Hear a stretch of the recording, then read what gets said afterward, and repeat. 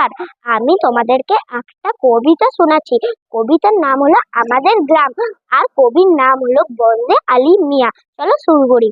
আমাদের ছোট গায়ে ছোট ছোট ঘর, থাকি সেটা সবে মিলে নাহি কেহ পর।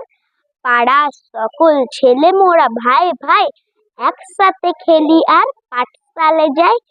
হিংসা ও মারামারি কবু নাহি করি, পিতা মাতা গুরুজনে সদা মরা ডরি।